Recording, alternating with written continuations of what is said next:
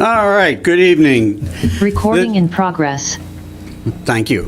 This is the Norfolk Conservation Commission meeting for March 1st in 2023. In accordance with the provisions of MGL Chapter 30A, Section 20, notice is hereby given that a Conservation Commission will meet on Wednesday, March 1st at 7 p.m. in Meeting Room 124, 1 Liberty Lane, Norfolk, Mass. Additional public access to this meeting shall be done via Zoom online video conferencing. This application will allow users to view the meeting and provide comments during allocated windows. To join, follow the web link or call the dial-in number listed below under the start time call to order. Please be advised this meeting will be audio and video recorded for future rebroadcast by Norfolk Community Television. And with that, our first public hearing is for 16 Litchfield Avenue. Is there anyone here from, okay, introduce yourself. You can sit down. You can introduce yourself or. Sit at the table? Yeah, you can sit at the table. That way you can talk into the mic. Into the microphone. Yeah. Is that your jacket, Reed? Instead of holding one, Oh, you they can, have one. Oh, never mind. whatever you're comfortable with. Been so long since I've been here. We missed you. So, Just introduce yourself and. good evening, Rick Goodrow with United Consultants. We're here this evening for the property located at 16 Litchfield Avenue. Currently has a existing dwelling located on the property, and the proposal is to upgrade the septic system. We're utilizing the existing pipe outlet from the back left corner of the house, and that would then be connected to a proposed septic tank. We've proposed a 2-compartment plastic septic tank. And that'd be a 1-piece tank as opposed to a 2-piece seamed concrete tank. And then the tank would outlet to the distribution box, and there would be 2 leaching trenches constructed. There will be a retaining wall between the system and the existing house, which will retain the earth from the house side of the wall from the septic system. And then there'll be a smaller retaining wall on the lower side of the septic system, which would also include a 40 mil HDPE barrier to assist with the breakout conditions for the septic system. And then to the east of those retaining walls, we're proposing to reconstruct the stairs so that the property owner would have the ability to continue to access down to the pond, which is located to the north of the house, or the top of the page being Populatic Pond.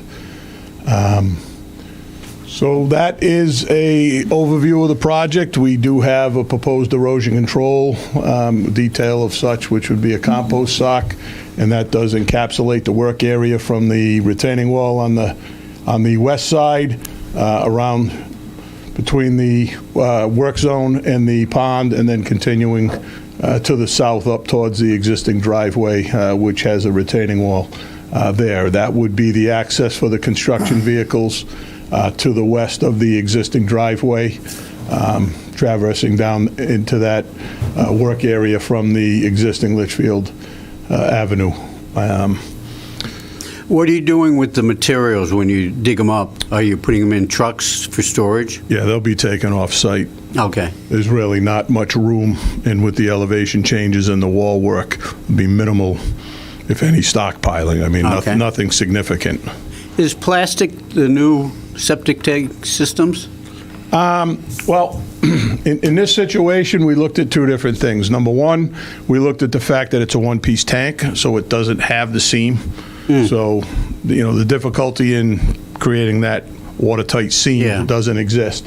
But secondly, and the bigger issue was, the contractor would be able to move that tank around the back of the house with a much smaller machine. There's no way you're getting a tank truck back there with the grades to set it, so now you're looking at a crane. So it became more economical and environmentally friendly to propose the plastic tank. So we do use them in applications around lakes and difficult Yeah, it's a tangent discussion, but I wasn't aware that there were plastic septic tanks available. Good to know.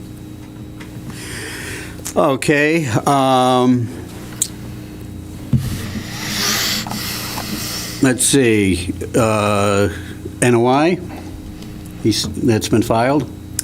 Yes, so I found everything to be filed accordingly. It's a pretty straightforward project. I noted that very little vegetation will have to be removed as a result of this project. There were 1 or 2 trees actually kind of located where the existing leaching pit or the current septic is now, that will likely have to be removed. And then there's some landscaped shrubs, but for the most part, not much vegetation will have to be cleared. Oh, okay. And everything's outside the buffer zone? No, so No. most of the work is It's- within the it's 100-foot buffer yeah. zone, as well as the 200-foot riverfront area. Okay. The commission has found in the past that Populatic Pond does have a 200-foot riverfront area off of it. Yeah. That happens in ponded areas along perennial streams that show evidence of flow within them. Okay. Have we heard from any abutters? Are there any abutters here? Okay, nice and clean. All right, any questions from the commission? Okay, seeing none, I'll accept a motion to close the public hearing Adam Zucker, so for moved. 16 Litchfield Avenue. Adam Zucker moves to close the public hearing on 16 Litchfield Avenue. Thank you. A second? Maggie Crowe, second. Okay, any further discussion? All in favor of closing the hearing, say aye. Aye. Opposed? Now I'll accept a motion to issue the order of conditions. Val Stone, so moved. A second? Jim Olson, second. Is there any further discussion on that order of conditions? What are the order of conditions? Just so we, Yes, I do have that right here. well, in summary, what are they? Just the general conditions, DEP file number, sign on site, have the order of conditions recorded prior to start of work, things like that. Okay. All right, then. All in favor of issuing the order of conditions, say aye. Aye. Opposed? Okay, it passes. 84 North Street, notice of intent. And A second. Yes? do you have that drafted? If you can, all can sign that? Yeah. Rick can take that with him now? Yeah. You want me to sign it now? Yes. Please, Not thank to, you. I wanted them to stay until after the meeting, you know? Whatever you prefer, Mr. Chairman. Right, we don't have anything better to do, right?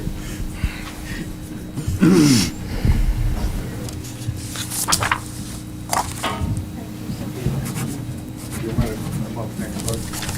Mind if I borrow your pen? Not at all. Okay. Okay, the next public hearing is 84 North Street. Notice of intent, DEP number 240-0657. I'll accept a motion to open the public hearing. That DEP number is, I don't have to press, I got it at 4 o'clock. Yep. You're good. So is there a motion to open this public hearing? Maggie Crowe, so moved. Second? Jim Olson, second. All in favor, say aye. Aye. Aye, opposed? Aye. Okay, notice of intent. Yeah, pull that up on the screen. Hi, everybody. I'm Bruce Wilson. I'm a principal with GW Site Solutions. With me is Danny Grillo from Grillo Builders. What we're going to do here is on the third and remaining lot that's out on the North Street project there, is to remove the old cottage that's down next to the lake That's why. and the old You okay? garage. What, you okay? Yes, I am. Sorry. You Okay, want this? go ahead. I'm going to put a siltation barrier along the 100-foot buffer zone and then wrap it around the house. What we'll do is we'll put a break in it so that we can get a truck close to. The plan is to take a machine with a grapple hook and load it directly into a truck and take it off. Oh, okay. Right off, no stockpiling it anywhere. It's gonna, as it comes apart, we put it in the truck and load it and take it right out. Once it's down, we'll close the thing back up, smooth it out, and then put some wildflower mix down, so that it, restores the 100-foot buffer. And then after that, there might be a little bit of work that goes on in there because there's some debris on the property still. Yeah, I was going to say, how about But, I mean, is that would there be- any other debris out there? That would be picked up by hand and brought, Yeah, and that's what we discussed earlier, Yeah. other meetings. but I mean, that one's not quite as bad as the other lot that we had to deal with. But I mean, it's pretty straightforward. It's the old green cottage that's been there. It's almost fallen down at this point. And then the old green garage there, that's up in the buffer area. The two buildings are hatched. Pretty straightforward. Danny's got a guy all lined up to come in, get it out of the way, which is good because now we're starting to come into the growing season. We'll get that area stabilized fairly Sure, quickly. especially with this kind of weather. Yeah. Okay, any other comments you want to make? Other than that, it's pretty straightforward. Okay. Comments from the commission? Questions? Any abutters here? Okay. Then I'll accept the motion to close the public hearing for 84 North Street, E DEP 240-0657. Adam Zucker, so moved. Okay. So Jim made the motion. We'll give you the second. Adam Zucker, seconds. We won't leave you out. Great teamwork. Okay, any other comments? Okay, all in favor? Well, I'll accept a motion to close the public hearing. We just did that, so we'll vote. Yeah, so I didn't have any recommendations for any additional special conditions for this project. The New England Conservation Wildlife mix that's being proposed should be sufficient to revegetate that area. So, yeah. Okay. Then, again, I'll accept the motion to, we close the hearing, so I'll accept the motion to issue the order of conditions. All in favor, say aye. Aye. There Why are not? some order of conditions, or just formality? Caitlin? They have not been drafted that yet. I actually was not expecting Oh, the okay. file So number to that'll come have to be in. the- We didn't get the DEP number until, like, Yeah, so that'll be Literally, for the like- next meeting then? No, I can draft them up and issue them. If you vote to issue them tonight, I can draft them and get them out within the next 21 days, although I don't expect it to take that long. And but- so it'll be standard about, Yeah, the standard DP. I have a signature page with the file number on it. to give us now. Yes, similar to we've done in the past. You just don't have the front page. Correct. Yeah, Yeah. the form filled out. Okay, then, if there's no other comments from the commission, I'll accept a motion to issue the order of conditions. great, thank you, guys. Well, we haven't issued them yet. Valstone, so moved. Second, Jim Wilson, second. all in favor, say aye. Aye. Opposed? Okay, it passes. Okay, now you can get them. There we go, thank you. Thank you. Thank you. Good luck on the project. Thank you. Okay. We are in the presence of Rich McCarthy, the town planner, and he'll be giving us an informal project presentation on the WWTP. Thank you, Mr. Chair. Do you want to defer mine and let the gentleman from the Friends of Mirror Lake go before me? And then Oh, do it okay. afterwards? Just Sure, we can do that.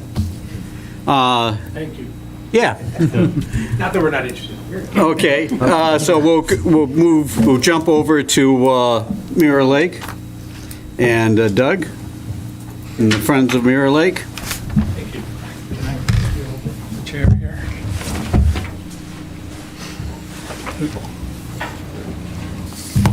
My name is Doug Surratt with Friends of Mirror Lake. Do you have an address? I'm sorry, Your address? 459 Shear Street in Rentham, right on the Norfolk line. Okay, And I Tom Souza, 43 Mirror Lake Ave, Norfolk. thank you. We're here to address two items. And just going back to last year, thank you. You approved us for lake treatment for the weeds, and also we received CPC funding for that for 5 years. We thank you for that as well. Before I get into the report that we sent to you, I would like to just talk for a minute about administratively how you want to handle that paperwork going forward. Okay. We had a little bit of a issue, I think it's still outstanding, with the invoice from last year, where I submitted it as approved, and we're still not quite sure where that's at. CPC hasn't paid it? I talked with Water and Wetlands 2 days ago, and they had not received the money. Okay, do you talk to CPC directly? I did not speak to them directly. Okay. So I did reach out to them, and they confirmed that any invoices from Water and Wetlands should be submitted to the CPC directly from you. Okay. Do I need to do that again for the last year? Because I have the invoice here. Is that but I wasn't- outstanding from last year, too? Yeah, the one that we did last year, we've been waiting for months and months to get that Okay. straightened out. Yeah, do submit both of them, and you can drop them off in Town Hall, and It's a Okay. separate board, a separate staff. What's that? Separate board and a separate staff. Yeah, I understand. I just, it wasn't clear last year Yeah. as to how we were supposed to handle that. And then a follow-on question that this year, last year when we met, you had suggested maybe you would want Water and Wetland to deal directly with you. Do you want to do that, or you want me to continue to be the go-between where I get the invoice and then I forward it over here? Caitlin? So since it would have to go through Friends of Mirror Lake, since they were the ones who submitted the Right. notice of intent. So you'd rather I just keep doing it the same way we've been doing it then? Yes, Okay. yep. That's fine. Joe at Water and Wetlands wasn't totally clear, and neither was I. Sure. So we just want to get that straightened out. Get the paperwork straight. Yeah. So thank you for that. I submitted a lengthy report to the group a few days back, and I wanted to go over that with you because it has significant impact on the lake. Just a little bit of background. Because the lake is eutrophication-wise is really bad, and there's a lot of muck and just material on the bottom of the lake has been getting shallower and shallower, and we were, as part of our CPC funding last year with Rentham, we were successful in getting them to help us do a lake bottom study with TRC, who's a known expert in that field. And what they did last year was we funded research where they did 6 different core samples in the areas of the lake we thought were the worst. And I guess it's a good news, bad news thing, because we all assumed the lake was a lot deeper than it is now, which is mostly only about 6 or 7 feet of water. It turns out that in some areas it's close to 30 feet deep. And the difference between the 6 and 7 and the 30 is all muck and sediment.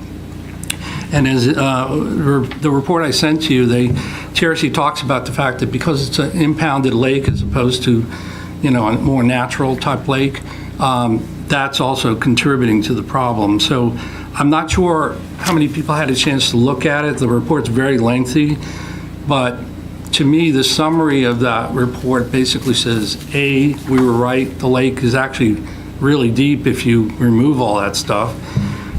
2, the lake is in really bad shape in terms of this eutrophication, because you're talking about 2/3 of the lake bottom being, not solid, basically.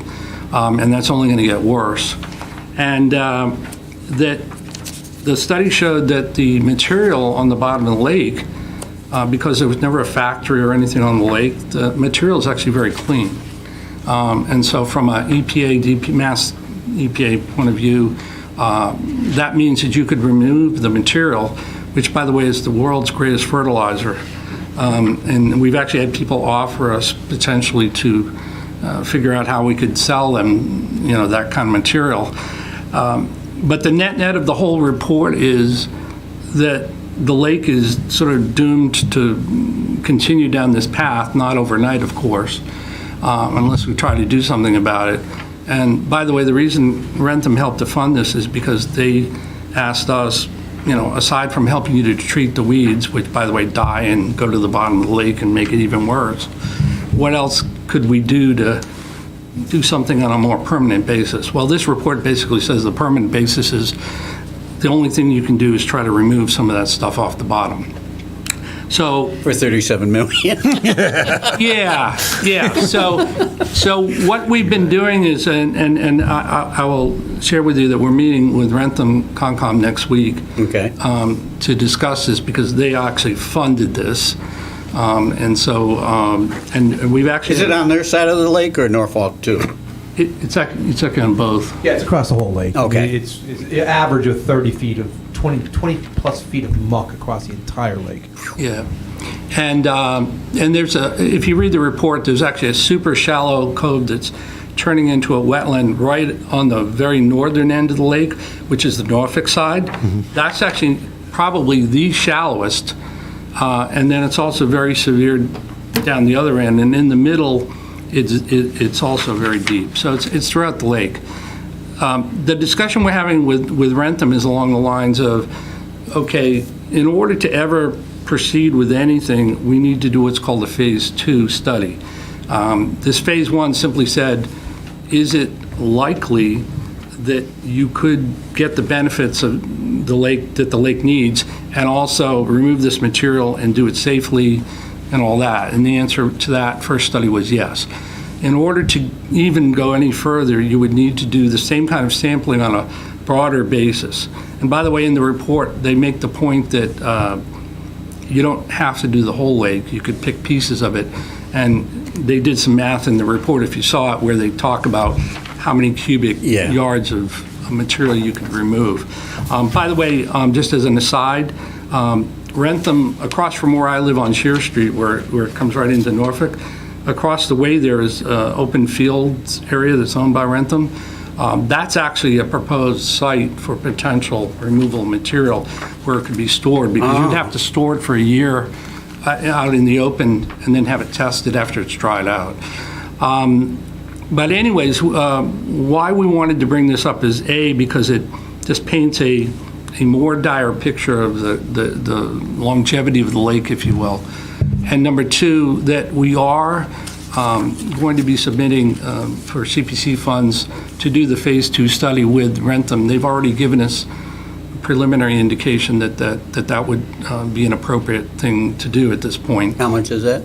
It depends on how big an area we do. So we have to go back to TRC.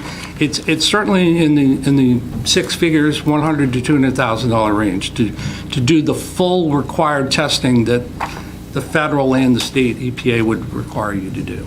So why have you considered having the Norfolk CPC help fund that, or some of your studies and things? We're here to A, get your feedback on everything I just said, and B, yes, we would like to pursue that. From a pure equity point of view, Norfolk is about 15% of the lake. So you could do the math. If it's 100,000, it's 15, and if it's 200,000, it's 30. Yeah. And Caitlin's counterpart in Rentham, we already met with him last week, and he's already indicated that he would suggest that would be a good candidate for CPC in Rentham. So sure. In a perfect world, we would do the Phase 2, which would then prove everything that needs to be proved. And then frankly, at that point, this is one of those things where everybody goes, yeah, it's a great idea, but who's going to pay for it, right? And there are examples in the state where state funds were allocated. I've actually met with our new state rep, Vaughn, just a couple of weeks ago, and brought that up to him. There are places in Western Mass where they've actually funded this through the state and federal, so it's not coming out of the local town monies. Yeah. But it's frankly a huge amount of money no matter what you do. But from our point of view, it's very personal because we're trying to save the lake. Sure. Right? So I mean, if you think this is a good idea, we would like to submit a proposal for CPC funds for that 15%. And I'll shut up and let you guys talk if you have questions. Well, I think, overall picture, Norfolk would like to preserve the lake as well as Rentham is, and because we don't have a lot of large bodies of water, and it's a nice lake. Right. And I think anything that Norfolk can do to assist in the project. So I think we can take a vote to endorse it, that CPC fund this and get them into gear, and then in the fall, they could fund it.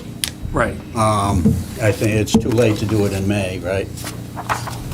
Or you could. The warrant's closed. They do open up for emergency. I mean, I suppose, is there a timing? I mean, What's your timing? To be honest with you, there isn't. Like I said, we're meeting with Norfolk, Rentham Concom next week. Okay. So we're going to get their, what they think is reasonable and doable. And I was here tonight to get the same thing from you. And then we can circle back with you on the timing. Right now, we don't have the funding for this year, so I don't know when it would. Yeah, I mean, if it would go to the town meeting in the fall, Right. which is November. So, yeah, the money would be expended after the, what's that? It'd be for 2024. Yes. That's the same thing we're looking at for rent. Yeah, that's why I think we're doing the same thing with Rentham. So there's no urgency on that, but we did want to sort of get things moving in that direction and then start the process of putting in the proposal to do that. Sure. And to that end result, I mean, has there been established any kind of, collaboration on other projects between the two towns for similar things? So that having Concom agents join you, Caitlin, and, vice versa, so that we do this as a unified whole instead of. Yeah, collaborative. Yeah, because going back and forth, it could be kind of cumbersome, and love to have the same established, pentameter between the two towns at the same Sure. I think, we'll coordinate, and maybe Caitlin and I can meet with their chairman and agent and go through and, common problem and how do we resolve it. Yeah, that'd be fantastic. Yeah, that'd be great. And like I said, what we can do is I can circle back after next week, after we meet with them. And then we go from there, and we may never find the funding to do it, but we got to try. We got to try to Absolutely. at least move that ball down the road as best we can. Yeah. And we appreciate any comments or advice or support you can give us. I think the predominant issue we have now is through the neglect of not, I think I called us bad neighbors when you were here the last time. Maybe. Yeah, because you're trying to treat the lake, we're neglecting it, and all the foliage is just filling in the lake, and now we're to the point now, we really need to fix what we did not take care of for several years. Yeah. So that, and I think also there's money in the Wet Water Protection Act, whether it's federal or state, for bodies of water. And I think. Your rep should be able, Right, and Ron should be able to help navigate us through that. So I'm the co-chair of Mirror Lake, Friends of Mirror Lake, along with Nancy Yanuzzi, and we're on with the state stormwater drain committee, looking at all kinds of things. So one of the big issues you can see out of this report too is that we have water runoff that is detrimental to this whole thing. So we're already approaching the state from that stormwater funding to try to get them to fix that whole situation at a state level, which will help with the eutrophication issue. And it goes even to the point of putting filtration systems at the end point where it comes in, the ingress point into the lake, versus trying to get it up at Shear Street and put it into retention ponds because there's not too much space there. So we're looking at every aspect of that. But you're right. Jim, the whole situation is really comes to the point where one of our oldest members on our committee has been living on a lake for 60-something years, and the little inlet that Doug was talking about right near his house on the north end of the pond, where Mirror Lake Ave comes right down at the bottom there. He goes, that was our swimming pool. That used to be 10 feet deep, and they had diving boards and stuff into that area, and now it's like ankle deep. Yeah. And you'd be stuck in there forever if you got in there. So I think both communities have acted not in the best regards to the lake, and it's awesome to try to get this thing forward. And we're going to try finding all funding that we can. Yeah. So your help is obviously. Yeah, I think, the welcome. both towns have neglected the lake. Yeah. And it's kind of like initiatives from people like you. Hey, this is a problem. It's both towns help us, support us in our efforts to clean the lake up, and so it's good for everybody.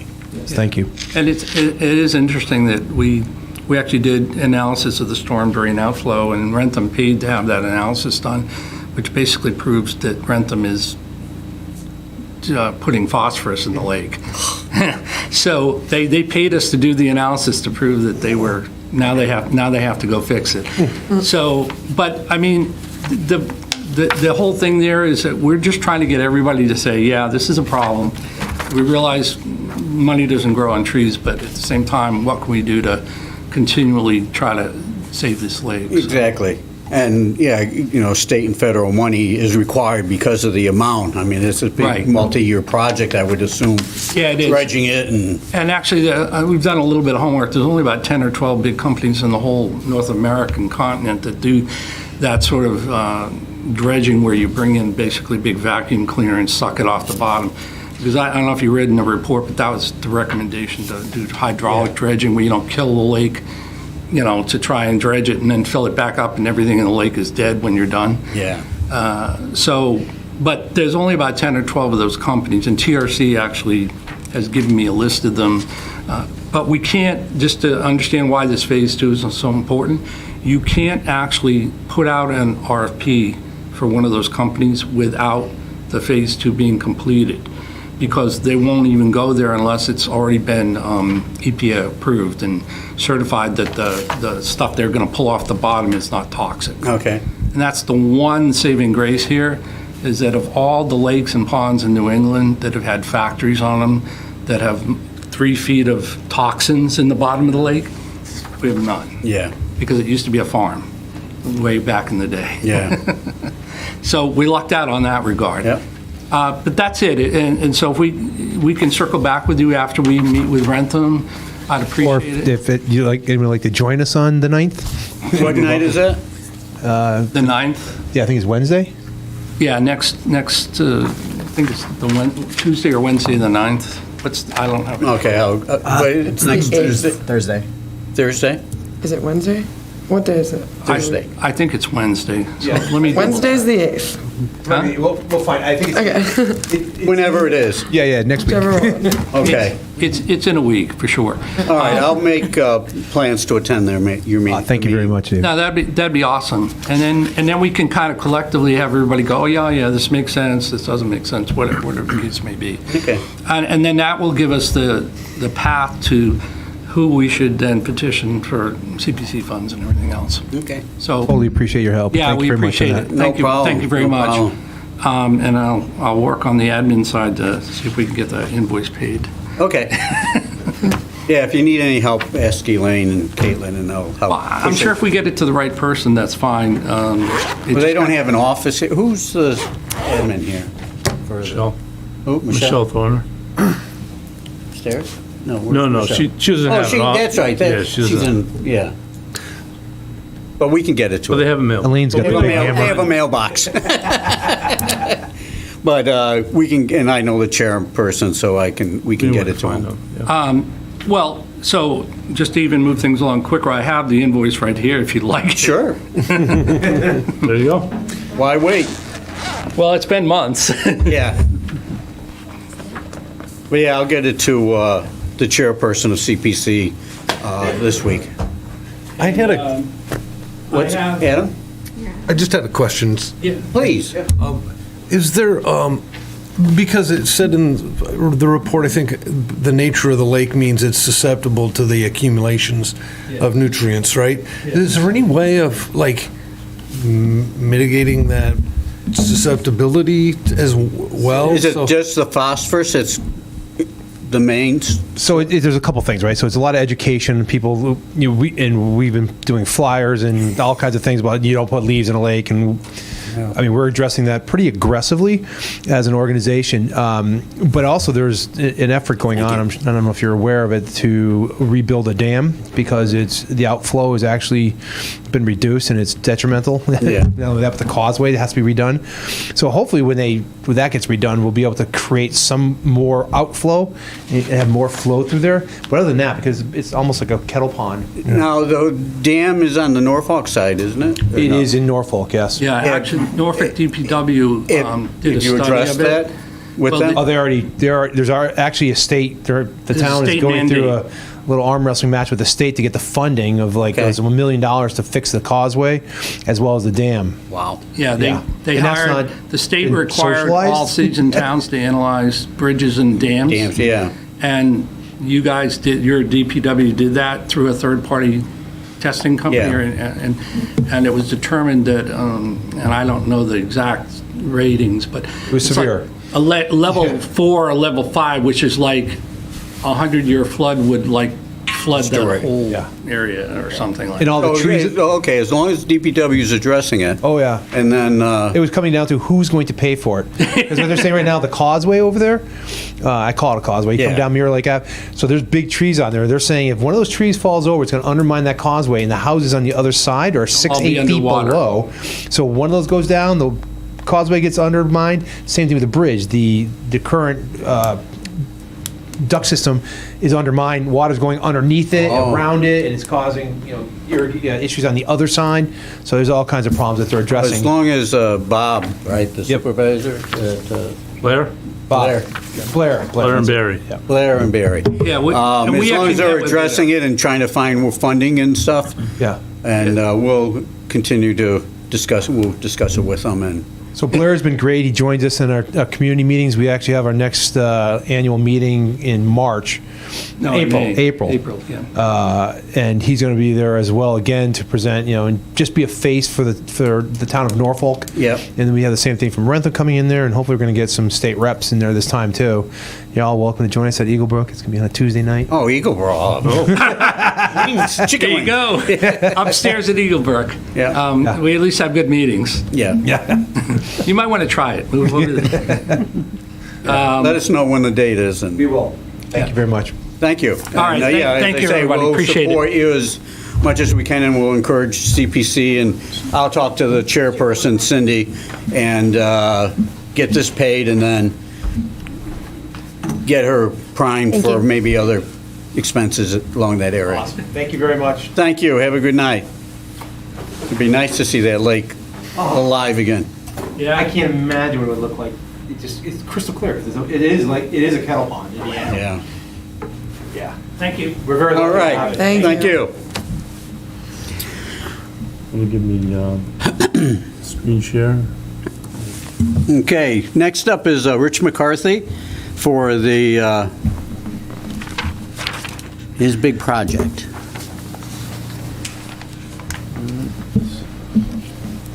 No.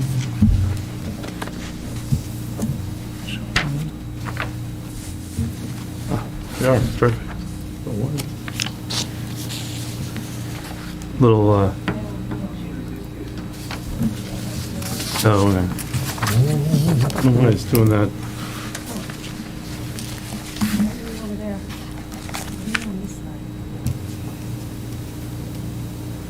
Hopefully that flashing on the top is not too distracting. If you see on top of this, Yeah, no. it's, Why isn't it on that screen? Can you put that up over here? it's- yeah. Well, if we all can see it there, and television at home can see that, correct? Yeah. All right. So, we're good. Anyway, We don't need it on the blue screen. all right.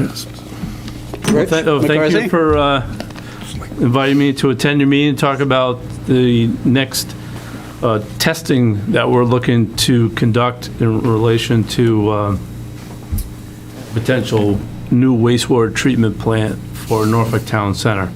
So I want to just go through a few points on the slide that's before you. So back in 2020, we applied for a housing choice grant to take a look at conducting a wastewater master plan for town center. for newer folks that have been around, or newer to town, so to speak, not familiar in the background, there is a wastewater treatment plant in the center of town already that the Walgreens is connected to, the condominiums on the top of the hill on Meeting House Place, along with Silla's and the sports therapy center that's next to Silla's. As part of that project, that was originally permitted as a private wastewater treatment plant, and the property owners would all, flow into that wastewater treatment plant, and then we would maintain and operate it. Back in, I want to think 2015, I think, give or take, I might be off on the year, for failure to really not perform and operate in the plant and discussions with the DEP, that plant became Town Norfolk in terms of maintaining and operating it. So one of the things back when the town acquired the plant is for potential economic development in town center to have the wastewater treatment plant. As we looked at potential development and redevelopment in the center of town, we discussed the possibility of, and this all stemmed from a zoning study for the town center on providing opportunity for mixed-use development, commercial and so forth, and it might be standalone commercial wastewater, which is kind of a key piece of development, particularly when you're doing tighter development.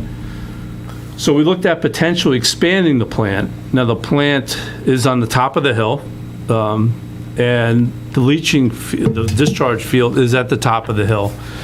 And the discharge field sits on private property and is there by easement. At the time when Who owns the property? the condominiums, the Meeting Okay. House condominiums. Okay. And so in order to expand, we looked at the area around it, and not surprisingly, there's ledge, and so that plant necessitated, it's really almost like a mountain. I won't say mounded, but it's on top. So it's very limited in terms of its expansion capability. But that was one of the things we looked at in the study. Another one was a do-nothing option, don't do anything. Another option was considering reaching out to the Department of Corrections and tying into the wastewater treatment plant for MCI Norfolk.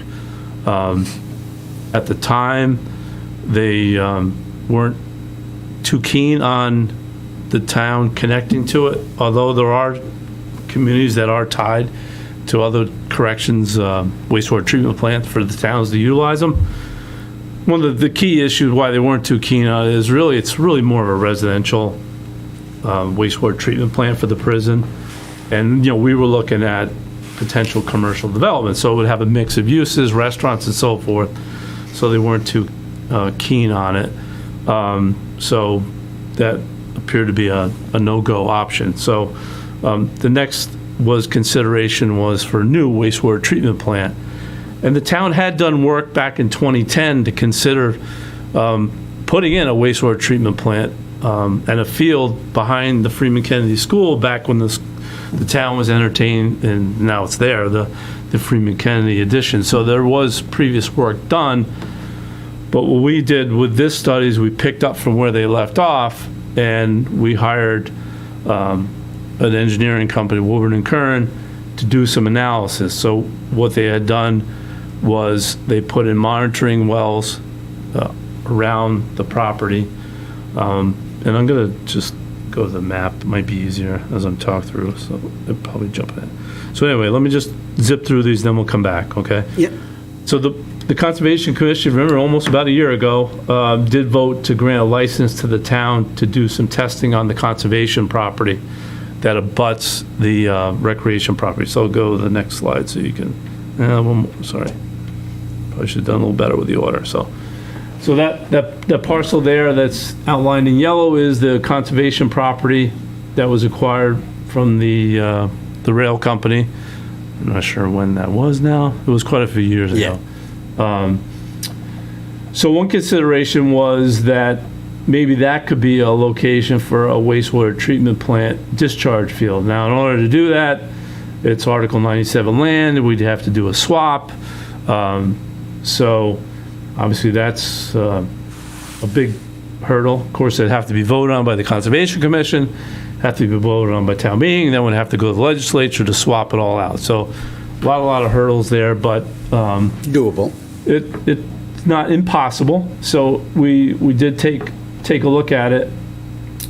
And in terms of what we did, and I'm going to just skip ahead so you can see. I didn't think you needed all of our property. Well, it didn't need all the property, no. So if you remember, I'm not sure when it was, but you did take a vote to allow the Park and Rec to put a ball field on a portion of it. Soccer field, The yeah. soccer field. It will remain under your care, custody, and control of the Yeah. land. However, if it were to become a discharge field for a wastewater treatment plant, it couldn't be under your care, custody, and control, because that exceeds it. That's not in keeping with a recreational use. But the thought was, if we were going to do the field, if the field was going to go forward and there was a discharge field on top of it, you can kind of create the synergy between, laying the groundwork and remove the trees, put the discharge field in there. Well, the summation of all that I've been telling you is that the analysis was that it's not a good property in terms of a groundwater. Oh, okay. So the conservation property isn't. And it gets closer to a little bit further in the back towards the wetlands. What we had them do was ground penetrating radar to take a look and see where we could see where the bedrock level was and also the silt layer that's out there. What we thought was more viable, and still is the case, is the land which you see is where the Park and Recreation fields are now. Now, and it's important, I'm going to say this every time I go out and talk about this, that no net loss in playing fields was always part of the plan for this if it were to happen.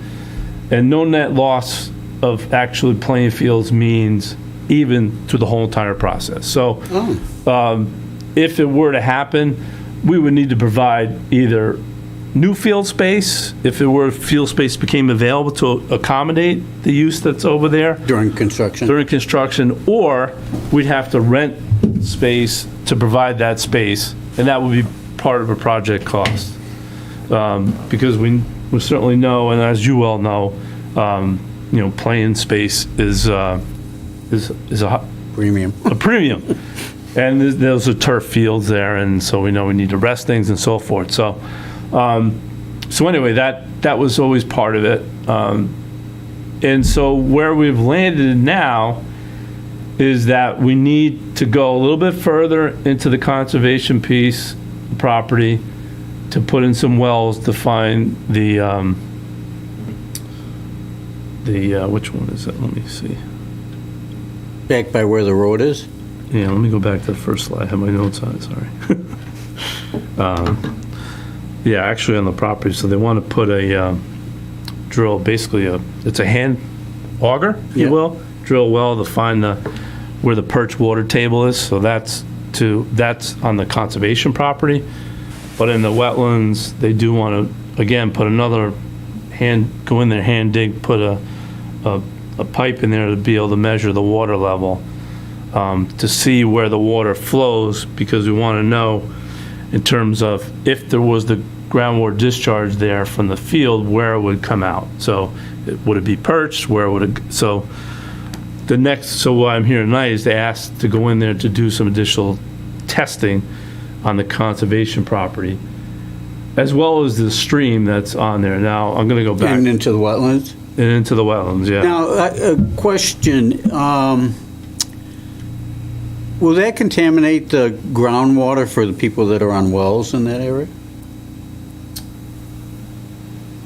That's what part of the modeling is need to find out where the route of the discharge would go. Okay. Yeah, so that's all part of the planning that we need to take place. I'm going to show you the next slide, just so you know. So that yellow parcel there, that's also conservation land. That was part of that development, and that was acquired, that was gifted to the town in 2008. So going out and into the stream there is town, again, conservation. But so all the work would be, it's not on private property, just to be clear. It's property under your care and custody and jurisdiction. And the reason why, well, obviously we want to do this, because the fields, back to the recreation fields, actually, let me go back to my map, sorry, I'm bouncing around a little bit, but. Not that one. This one here. Were fairly favorable in terms of the depth to the silt layer, but then also the depth of bedrock, that they were favorable for doing a groundwater discharge field. The other thing why the conservation piece wasn't really viable is because of the conditions underground, is that it would only really probably gain us maybe 40,000 gallons per day of flow, which What kind of flow are you looking at? ideally we want to be able to then, if this works, take that old plant offline. So really it would sunset the old plant, which has 30,000 gallons a day, create some new flow capacity, so we'd have one wastewater treatment plant to maintain. So that's why. And so businesses in the town center could hook up into it. So I'm going to go back to this. So Rich, are you talking that one thing that might be feasible would be to, where the recreation fields are now, is to make that the water treatment area and take the fields and put them on what is currently recreation property. And then in the shallow to silt areas, we could put in turf fields that aren't as permeable, but then we just need to figure out, because of the excessive amount of water, because we're going from a forested area to a fielded area now, we're gonna have much more water runoff if we take those trees out and add it to fields. So even if we put the fields in, the chances are in like the spring, when they go to use the fields, if they're not draining properly, then they're just gonna be mud. Water polo. Yeah. No, they So- would have to do, but I just want to be sure, if that field goes forward, it would be turf, it wouldn't be artificial turf. But it's all on recreation field? Yeah. So I don't, well, that's another Yeah. topic on your agenda in terms of open space recreation planning, so Yeah. that's kind of a, Well, and not all open space is the same. Like our purview and conservation land is for the protection of natural resources. It's not Right. for recreation. So either way, you can't just take it out and build a ball field on conservation land because it's not protecting the natural resources. Unless they swap it. Well, you would need some sort of compensation. Oh, yeah. And just if you are doing borings inside a wetland, then that does require a permit from our commission. that's why I'm here. Oh, okay. So, I'm coming ahead, because what I'm hoping to try to do and would like to do is, if we could maybe have a special meeting of the commission to be able to act on an NOI. Really, that's essentially because I'm up against the clock in terms of when is the best time to establish seasonal high groundwater. When would you need us to have a special meeting in the next couple of weeks? It'd probably be towards the end of March. Oh, okay. Yeah. I mean, I gotta work with the consultant to put the application in as far as the, We'd have to advertise the We'd have public to hearing advertise 7 and so days in forth. advance. but the request would be to have a special meeting for this NOI. And maybe you could do it on Zoom, so I wouldn't have to inconvenience you to come into the building to do it potentially. Because we're trying to catch the April timeframe, because the money that's being paid for this work is from an earmark that we have from the state. We received ARPA funding from the state of Massachusetts to do this additional analysis work, which needs to be spent by June 30th. So we're Okay. kind of, Yeah, we could do a There's a- special meeting, hybrid meeting, in person or with Zoom, and address the NOI for you. I think that's pertinent and important to the town. okay. In terms of, I'm going to, myself with a consultant, so we're going to use staff to try to put this NOI together to try to save money, because then with the results of, and in fact, we're actually going to be trained to, which I don't think is that complicated, did it eons ago when I was a consultant, but we're gonna have to go out and take the readings and the monitoring wells that are out there that you saw Yeah. on the. And, When you know, say Caitlin- we, No. I said we would all do it. Well, meaning myself, Caitlin, and actually Matt Tanis, who's our Board of Health agent. Oh, the Board of Health, Yeah, okay. so got your back, Caitlin. we said we would all pitch in because I got quotes from the consultant and it was chewing the budget up. And I'm trying to get as much as I can out of this round of the earmark money, because in the bigger picture, in terms of just to let you know, the original idea was to use some of the ARPA money to then take this to the next level, which was the design, permitting, and engineering. But like anything in terms of there's competing interests in terms of ARPA funding, the select board, while recognizes it's an important project, it's not as pressing as important as some of the other projects that could utilize ARPA funding. So I'm going to be reaching the end of the road in terms of how far I can go with this, in terms of this project. So I'm trying to get as much information that potentially we'd have to go for other grants to try to do it. And just so you all know, in terms of the approach with this whole thing, the cost would be borne by the users because it would be under an enterprise fund, and then also applying for grant money to offset the costs. So it really still, the initial cost for this was $5 million for a new plant. So it's still a significant amount of money. So, we're working it, but it's not happening tomorrow by any Yeah. means. So. Yeah, state money's going to be needed, right? State money is going to be needed because there's going to have to be a betterment that's worthwhile to a property owner to pay it. Yeah. Otherwise, they're not going to want to pay it. Yeah. So we have to have a reasonable betterment cost for them. Otherwise, they'll just not do it. And the reason why we need to go for grants is because while if it were to go forward, we could cost recover it through the enterprise fund, through the betterment process. But if the project doesn't go forward, then it's on the town. So that's why, fronting design engineering is a huge exposure liability financially. To the town. So clearly, I just want to make that clear. That's very clearly understood from this whole thing, that that's a big ask. And so we're not asking that because it's not realistic to make that kind of ask. Can you go back to why, so the one that we have, the one that's existing now is insufficient, and that was determined by DEP that it's insufficient, or it just wasn't being No, that was from our own maintained? engineering term. Because what we did, I'll back up.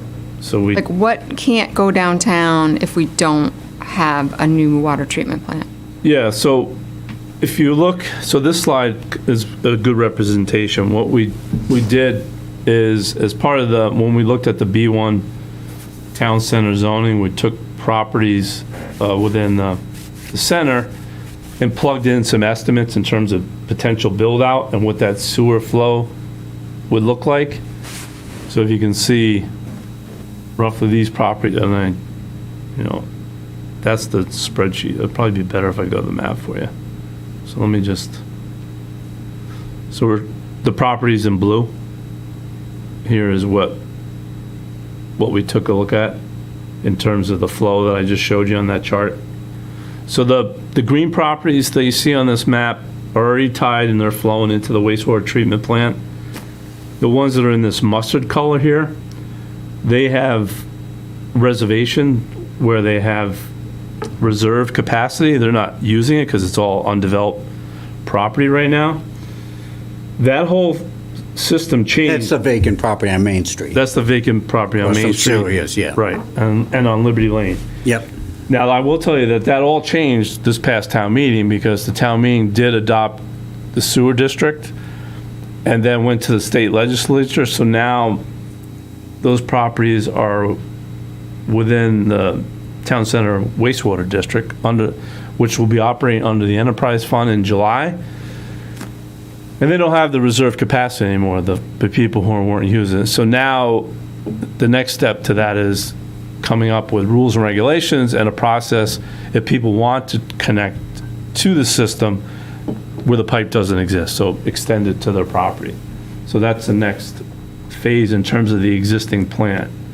But as part of this study that we did with the wastewater master plan, we took the zoning, which did get adopted at town meeting, and did some estimate flows for those blue properties that you see there.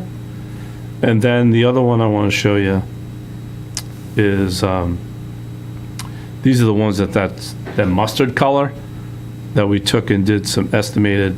So if you see in the middle column is what they have for flow in the existing plant reserve. This is under the old way that was reserved. And then if you just build it out, project it out, it's 63,000. So there's a delta of really roughly, give or take, 50,000 gallons per day. But this plant would be a town of Norfolk wastewater treatment plant, and how much the flow would be decided by the town of Norfolk. So these are all numbers. That doesn't mean that it's going to be $100,000 gallon wastewater treatment plant. It might be only 60. And so you have to work with that number. But just to give you an idea of the planning behind it, that's where we're at. You said the current one's 30? 30, yeah. Now, this is important. This is a pretty good slide because this tells you some other work we're doing, which if you look at the condominium, the 44 and the 22, that middle column is actually the flow that's going to the wastewater treatment plant, as opposed to the reserve capacity, which is in that second column, which is 12,000 gallons. What we are going to move forward is applied to the DEP to modify the groundwater discharge permit and the permit for the wastewater treatment plant, what we call unused capacity, because the actual design flow versus what was actually going in is less. And so that's something we are going to pursue. So we might be able to make that 30, maybe 35,000 gallons or something. Oh, nothing dramatic. Nothing dramatic. It's incremental because you have to balance daily maximum loads for flows. So it's not like we're not going to double the flow, but we might be able to get it, which those, if you think about it, for some of these properties, 3,000 gallons a day is a significant number in some of those properties that we looked at. What's the Stop and Shop property? Any news on that? Anything for development on that vacant land and No, the news their on blockage? Yeah, so the Stop and Shop, which is actually mind blank here. Eastern Development has a land lease with Stop and Shop on the property, which everybody calls a Stop and Shop property, but it's actually Eastern Development owns it, which is I want to go to the map. Did I go the right way? Sorry. This one here, where the Between Liberty Lane and Main Street. where the arrow is. So they have a very good lease with Stop and Shop. So there's no interest in breaking the lease, and the lease to be broken with Stop and Shop with Eastern Development is significantly millions of dollars. What does Eastern Development want to do with the property? At the moment, nothing, because they're getting paid. They're making money for just doing nothing. They're making very good money on a vacant piece of land. So they have no interest. Now, the lease is getting closer. I say closer, like 2028 is when the lease expires. And then Stop and Shop has a right to extend it further. So as we keep moving closer to 2028, that property is going to be higher priority at Eastern Development. They did put it on the market to see if somebody's interested, and the developers had come in, and there's not enough sewer capacity. Was your new sewer with it? It would be, potentially, yep. So it's going to remain vacant for a while, I think. Yeah. The economics don't really support. So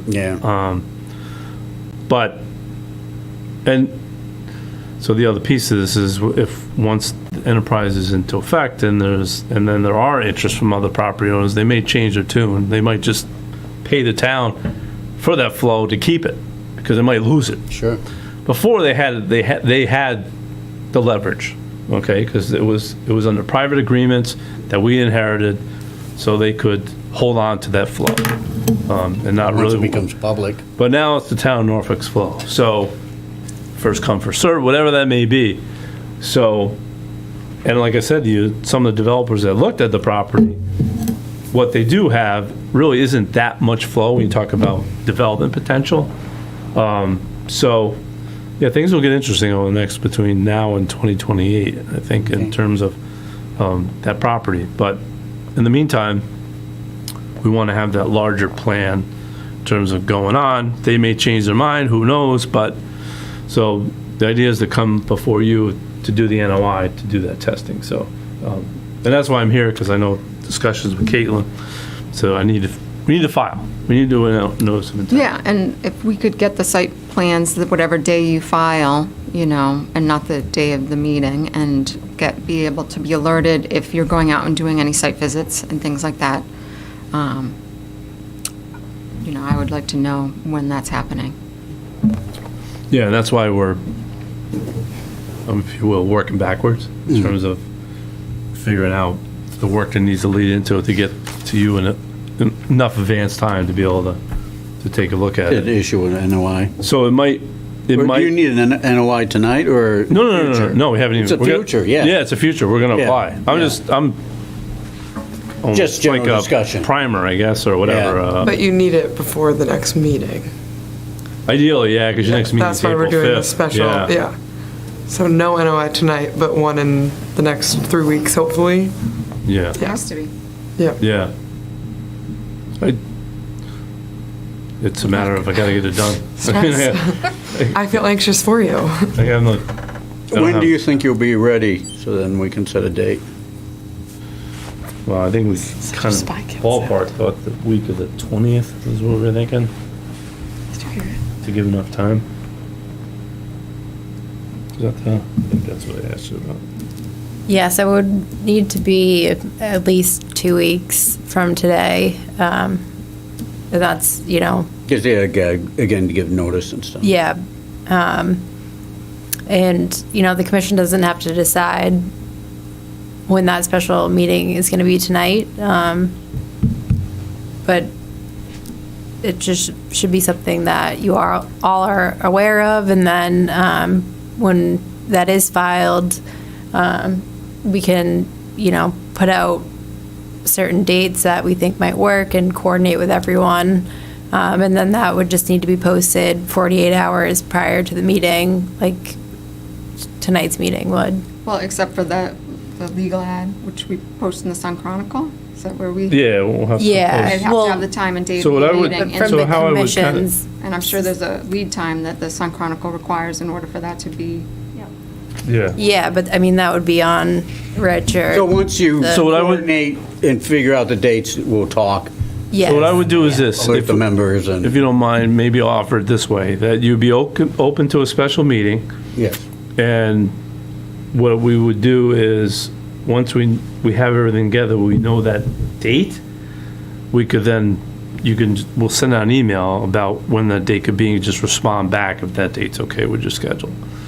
And then you can post it. So I'm not asking for a specific date tonight, but Yeah. one is the idea that you'd be open to a special meeting.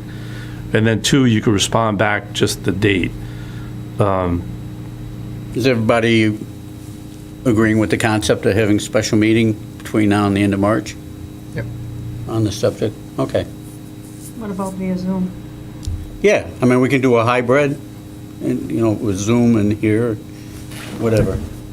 But yeah, Is that, Yeah, you and it need shouldn't be a long meeting more anyway. people to be present, so I can't commit to anything. I Yeah. probably won't be able to make it, but But yeah, get us, Depends on what it is. the paperwork and whatever, and we can look at it ahead of time. yeah. Yeah, well, We'll work with it. all right. Thanks. You're a good guy. Tonight. Tonight, at this moment. All right. Well, thank you. So, Oh, you're I'm welcome. here for more of the stuff that you have on the agenda anyway, so Okay. stop sharing my screen. Yeah, so I don't know if you want to switch up the order of the agenda a bit and discuss the master plan steering committee next. Okay. Like, So, do you want to talk about that, or? I would love to. Please, How's Mr. that? McCarthy. All right. So the planning board is embarking on a master plan, a new master plan, and as part of the master plan process, they established a steering committee, and one of the public bodies was to have a member from the Conservation Commission on the steering committee. They're asking the select board as well to have a member. The membership of the steering committee is all the planning board members, including the associate. They put a posting out and 4 residents came forward to volunteer, so there's 4 residents that are on the steering committee. So there's 6 plus 4 is 10. Hopefully a member of the Conservation Commission, and the select board would be 12 members on the steering committee. The duration of it would be for the whole planning process, which I think could probably realistically go into 24, probably June of 2024. The thought was it'll be important to have somebody represent the commission to be able to kind of report back. I know you guys are going to be working on your open space recreation plan, so that cross communication will be important, because it's kind of unique timing in some ways, because you're going to be updating the open space and recreation plan while we're doing the master plan. But there is a piece of the master plan that deals with open space and recreation. Sure. So I think it's good to get the broader perspective. So we would hope one of the commissioners would want to. When would you like us to appoint somebody? If you knew your answer tonight, that'd be awesome. If you don't, that's okay. Can it wait till our special meeting? It could, sure. Okay. I can tell you that the intent of the scheduling for the meetings would be the planning board meetings. Mm-hmm. Since it's the planning board that, they're the big, larger body of that they would meet on Tuesday evenings, the second Tuesday of the month. So think about your schedule. There may be other steering committee meetings throughout the planning process that are not at a planning board meeting, so it might be different nights and so forth. But the goal is going forward is try to have it as part of on the regular schedule. Okay. In terms of the steering committee. And I think that's a great idea if you have a special meeting to do with it. So will it be part of the agenda for the planning board meeting, or a separate agenda? It's going to be a separate agenda. Will it be before or after the planning board meeting? After. It's probably, we're going to juggle That's it. important for people to know if Yeah. you're volunteering on that committee, because if a planning board meeting goes late, then you have to start a meeting at potentially whatever time it ends. Yeah. We probably would more likely put steering committee ahead of the agenda items. But that's why we have to, so it's going to be a fluid situation, because we may not do it that night. So, we're going to have to, it's going to be a balancing act between what's agenda items on the planning board topically too, and whether it goes that night. But, so for example, they are going to have a first meeting on the 14th of March to get started, which the agenda is not bad, so it works out okay. But the trying to be respectful of everybody's volunteer times. You're all volunteers. You're not getting paid to do this work, and so we're trying to see if we can create some synergy. Okay. We'll see how it goes. Hopefully, it goes well. But okay, appreciate it. Sure. All good stuff in planning. Did you want to nominate Al Finney while he's not here? We had a secret vote on that already, Adam. Uh-oh. You're his alternate. At the end of the meeting, we'll vote on it. We'll talk about it. Vote for, see who's interested and go from there. Anything else in your basket? I'm here to listen in on the bylaw discussion, the open space committee discussion, and then that's, well, next item is the peer review account. You want? Well, no, it's not. I'm sorry. Yeah, the violation. Yeah. Yeah, I'll just sit. Okay. Thank you. Okay, which takes us to the reallocation to the general fund of the peer review account fund. This fund has approximately, what, $3,000 in it? It's $3,835.07. And this is from old Conservation Commission consulting accounts. And the money is primarily from interest from these old accounts. So I believe it was prior to 2004. Consulting funds were all deposited into one account for all the different projects. And so there has been attempts over the years to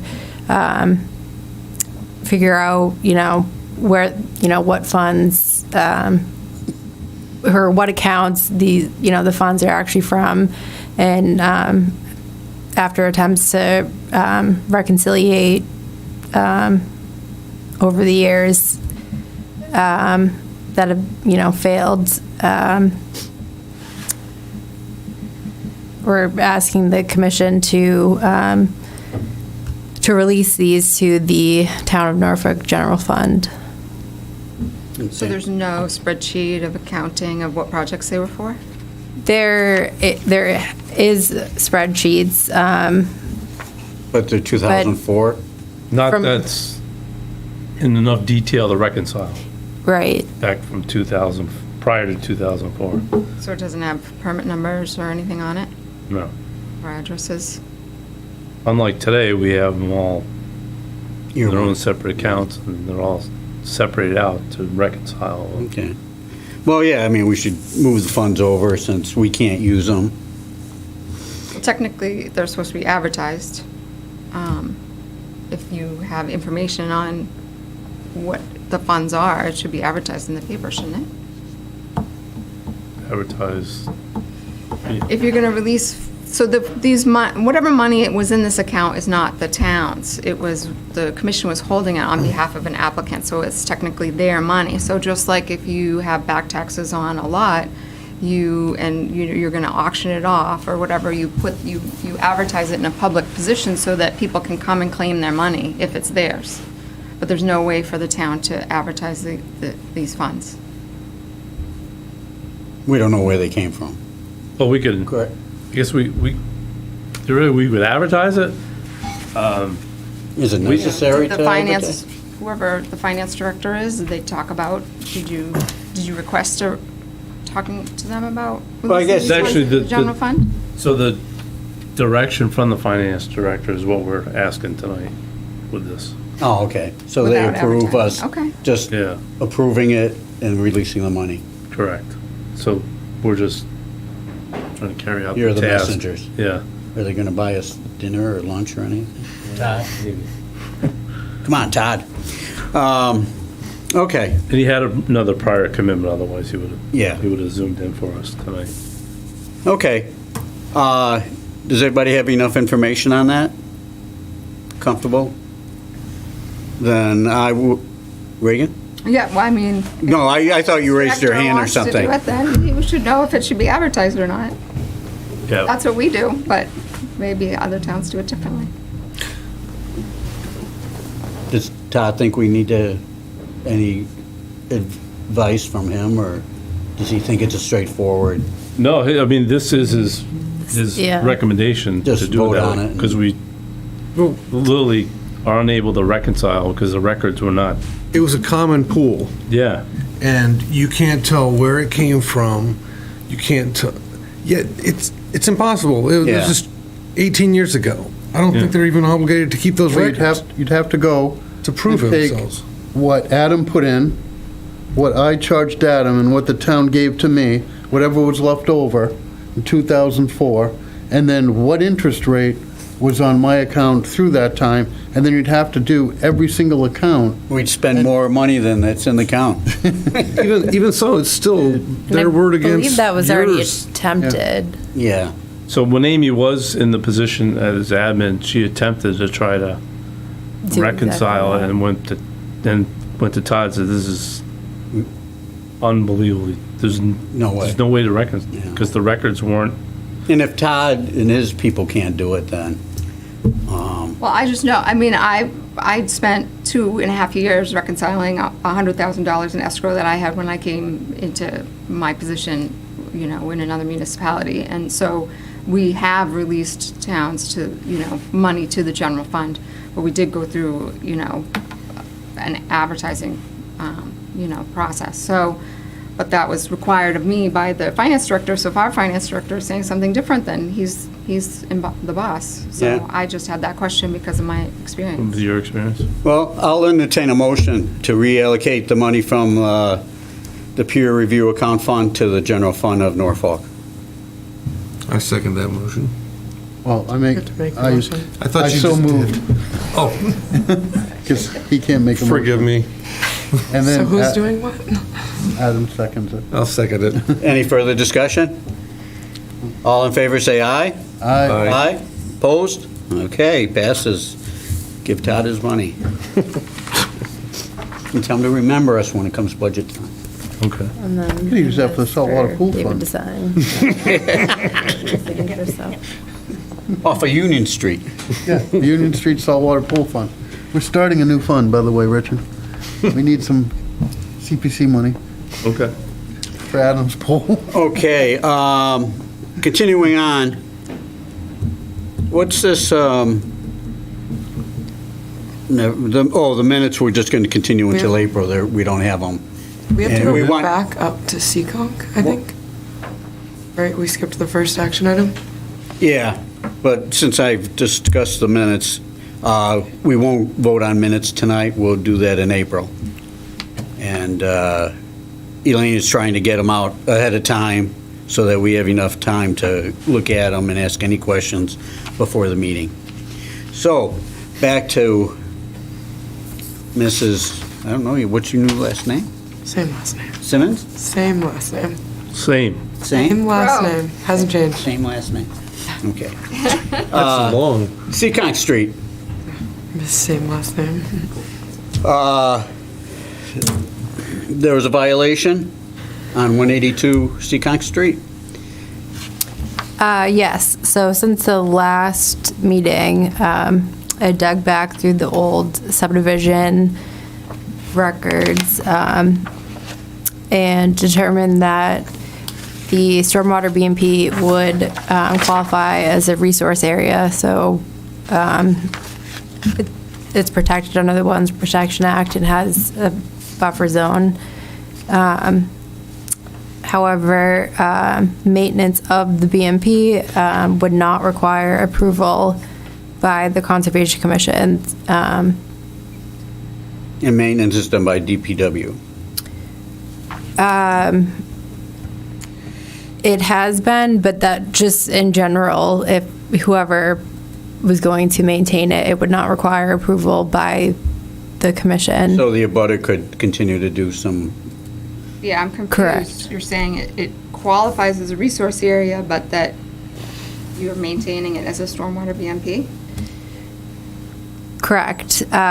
So it was constructed prior to November 18th, 1996, which under the regulations means that it would be a resource area.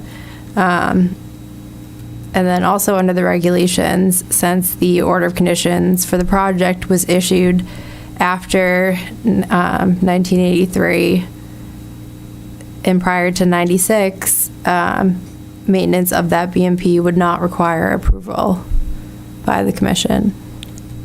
So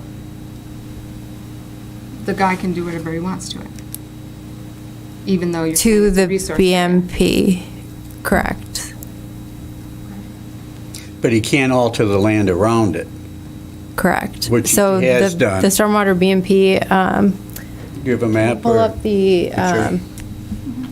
as-built plan, So please. we're talking the fenced-in garden and, So that would that be type of the stuff. the stormwater pond, the emergency overflow channel. Is that?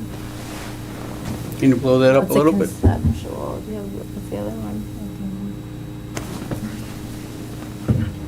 Yeah, he might have to do a little bit of alteration to his property. So these are from 84, so Oh. the coloring doesn't come through that well. And then just go up to here on this side.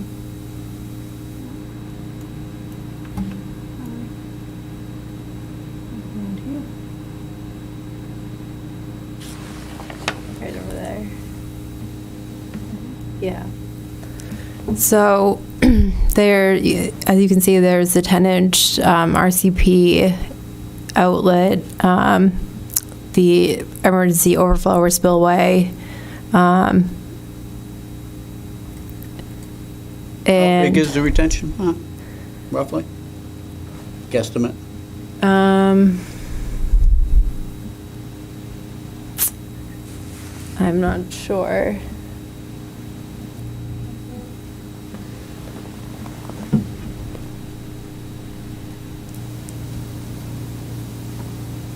I don't know. I'm not Okay. very good at math on the So spot. continue on. But it's fairly deep. It does hold a significant amount of water. And then if you look at the conceptual plan, so essentially what would be considered the stormwater BMP would be the pond itself, the man-made berm, the spillway, and the pipe, which is underground, but if that, that needed to be maintained, any work associated with that would not require The one he approval. was talking about sticking the long pole down and pulling out.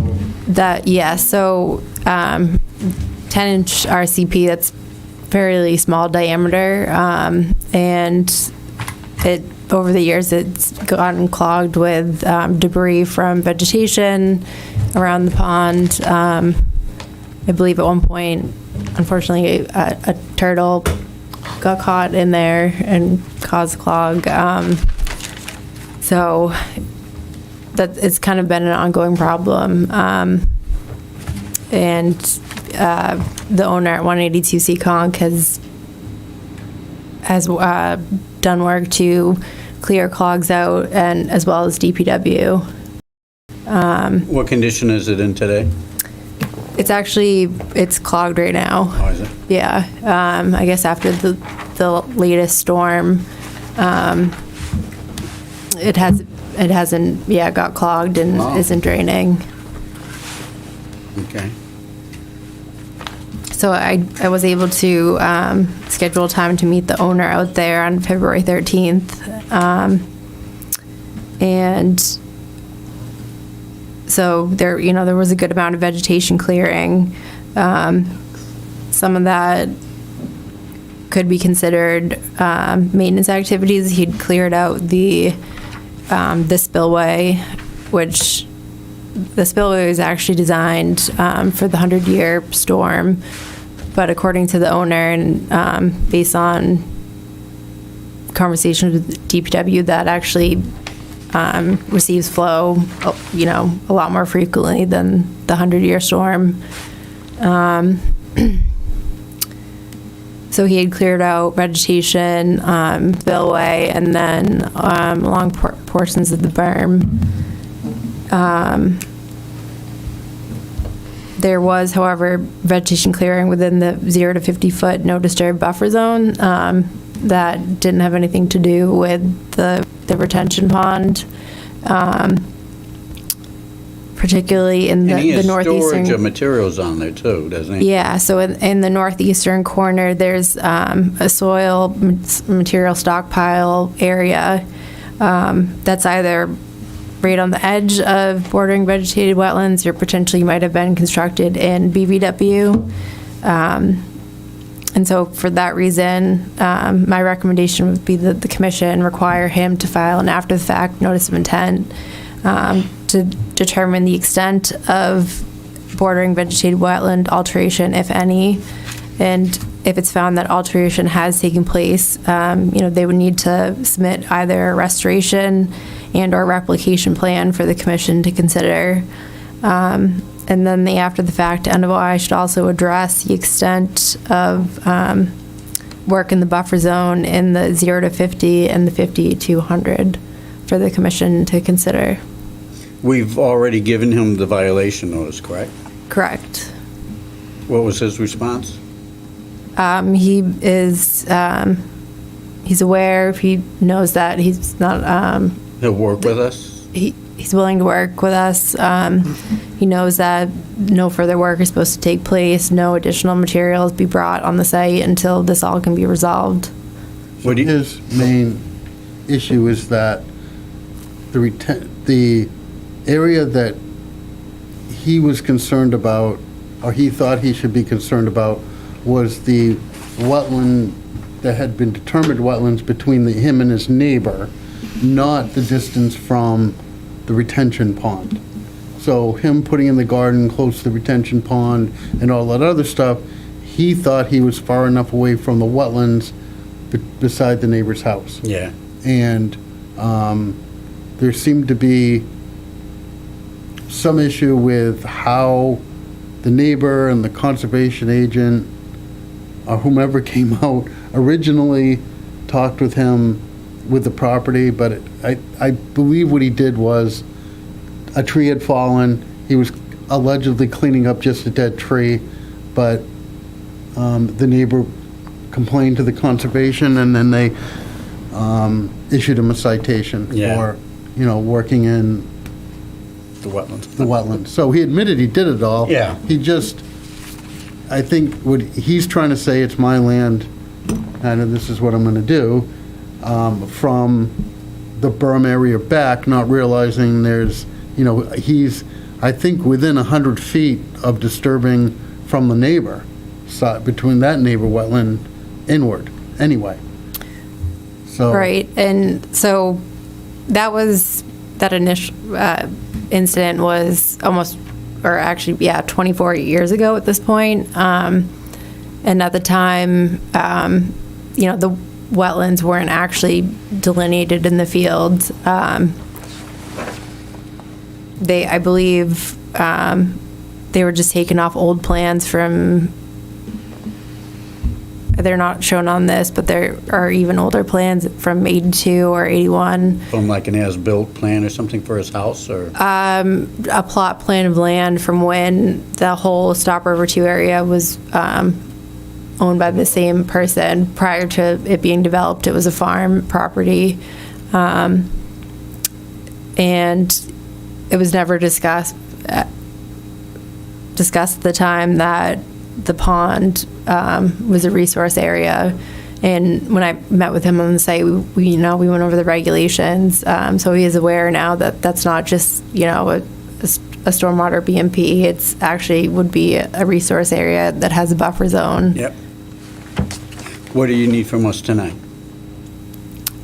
So I am just recommending that the board consider requiring the owner to file an after-the-fact notice of intent that address the items I have listed. Okay. Is he not doing that under the violation? If he's doing that under the violation, we don't need to take any action. It's only if he doesn't do it that we would need to take action. So at the last meeting, the board had wanted me to do research on the old subdivision plans to confirm that it is actually a resource area. So nothing was decided at the last hearing, so.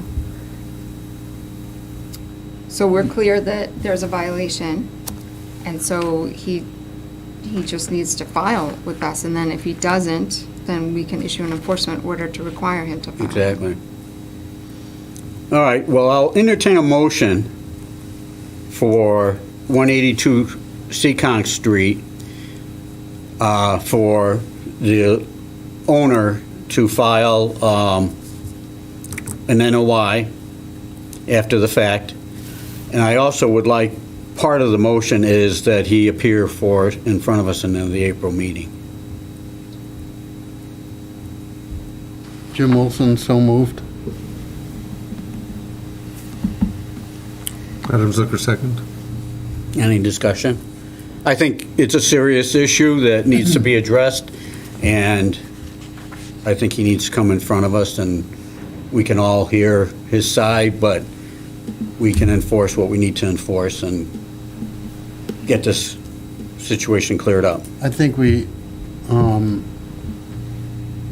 heard his side last time, and then we've done the research, and I think we need to elaborate a little bit more on what it truly we found out since then, because it's different from what he alleges as far as boundaries and all of that, even considering he's already had an issue with conservation. Yep. So, in being prudent and in the line of work that he does, you would think he would come to us first and say, this is what I'm going to do. And, you know, it's not someone who has no idea, it's someone who actually knows The regulations. the regulations and the proper procedures around a wetland area. Yeah. And should know, based on the first violation, that, you know, Better safe you than need, sorry. you need to come in front of the commission because you've already been cited, Yep. so. So that's why, yeah, I think it would be mandatory for him to be here. Okay. We'll get the Lieutenant Holmes, or Captain Holmes to send out a squad car. All right, any further discussion? Seeing none, I'll take the vote. All in favor, say aye. Aye. Opposed? Okay, it passes. Okay, so no minutes. Let's go through the correspondence. The Attorney General accepted bylaw amendments from last year. The report from the DPW. Any questions on that? Is it draining anymore or anything that we need to know about? No, I don't believe so. Yeah, it's normal. Yeah. Okay. Oh, yeah, leaching, sorry. Yeah. All right, never mind. Yeah, the leaching. Okay. Okay.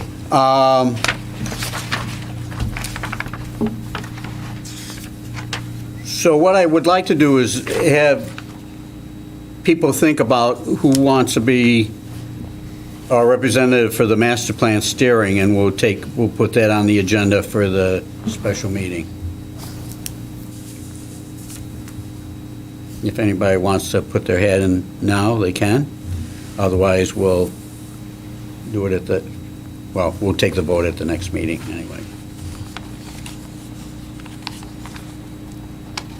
And if you think you're interested, yes, which hope somebody is, you let can us always, know.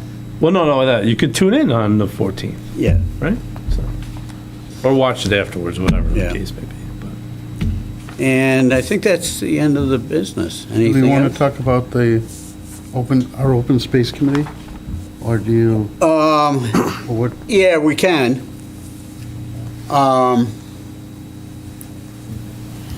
So, yeah, money's been allocated to start that thing. We need to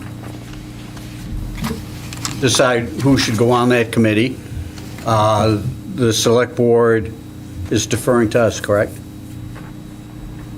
I still need to get confirmation Okay. from them on that. But yeah, we need to, what town departments, along with some citizens on it, to talk about open space. And as Rich had mentioned, it almost mirrors what's going on with the master plan, but dedicated to open space. Do we want to do the same type of thing as planning's doing? Have it as part of our meeting? Is that a thought?